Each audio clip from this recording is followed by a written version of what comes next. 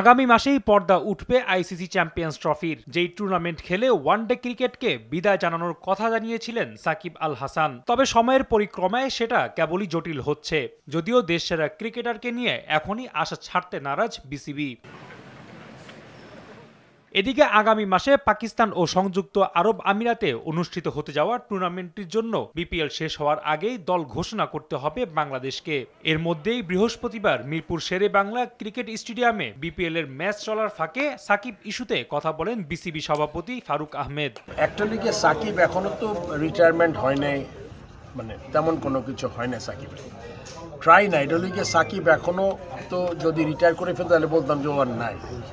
যদি কোনো ওর যে ইস্যুগুলো আছে সে তো মাঝে মাঝে মন্ত্রণালয়ের সাথে কথা বলে কিভাবে ওইটা কি করা যায়।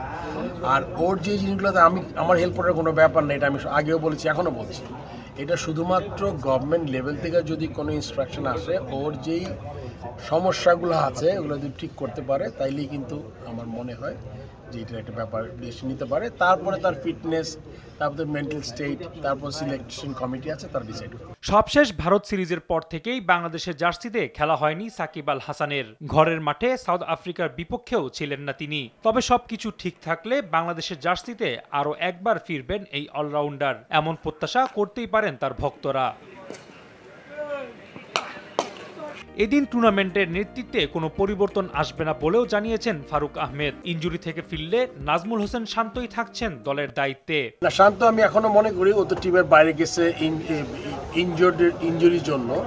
If he comes back will come back as a captain. And আসলে ক্যাপ্টেন্সিটা ও টেনিয়রটা কতদিন আপনারা বলেছেন যে এই ডিসেম্বর পর্যন্ত ছিল 1 বছর। সো আমরা তো আসলে মনে করেছিলাম যে ও টি20 চ্যাম্পিয়ন্স ট্রফি পর্যন্ত ক্যাপ্টেন থাকবে।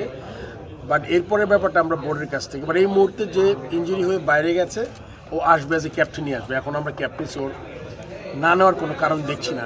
রাফি আমিন, RTV।